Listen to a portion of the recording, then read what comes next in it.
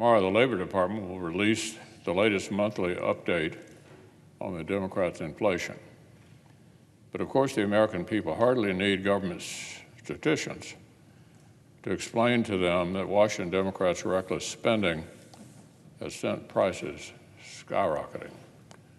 Working families have been feeling their pain in their pocketbooks every single day.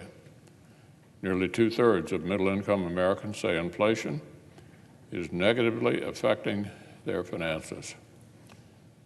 An outright majority say they're experiencing financial hardship. 1/3 of the country says they're struggling to meet basic family needs. One parent shopping for school supplies recently told reporters, "I had to start early because the prices are so high. Being a parent, I wanted to give them the world. Sometimes I wish I could give them more. But the back-to-school rush isn't the only headache facing working families. Since President Biden and this all-Democratic government took office, prices on grocery store essentials from meat to produce have seen double-digit percentage increases. Some household items, like furniture, are over 20% more expensive than they were on Inauguration Day. The diesel fuel that moves practically everything through the supply chain and onto store shelves is up nearly 80% since President Biden put his hand on the Bible. Households' electric bills are up an average of 20% since January of 2021. Commuting and running errands cost more, with gasoline up 70%. And as fall and winter approach, homes that burn fuel oil are set to be more than 75% more expensive simply to keep warm. The American people know who created this mess. They remember quite well how Washington Democrats spent the spring of 2021 dining out on left-wing spending and leaving taxpayers to pick up the bill. And poll after poll has shown they're overwhelmingly dissatisfied with what President Biden and his party have done since then.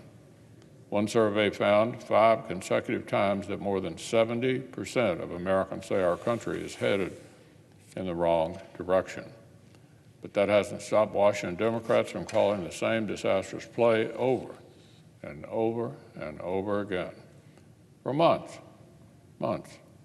Our colleagues' primary focus was on repeating the mistake they made in 2021. And in August, on a party line vote, they did it. In the teeth of the worst inflation in over 40 years, every single Democrat in Congress voted to ram through hundreds of billions of dollars more in liberal spending. The American people's top concern is runaway costs. And the supply chain crisis could get even worse, much worse, in the next few days if Democrats let their far-left big labor allies engage in massive railway worker strikes that would hamper the economy even further. But Washington Democrats' top concerns appear to be something very different.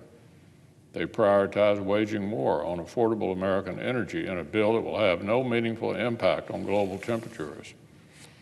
They prioritized inflating the IRS with $80 billion to audit more American citizens without a word of accountability for when tax collectors allow confidential information to become a political weapon. Even the supposed reason for the spending package, quote, inflation reduction, end quote, is utter nonsense. Nonpartisan experts have concluded that Washington Democrats did last month will not meaningfully reduce inflation at all and will actually make it worse in the near term.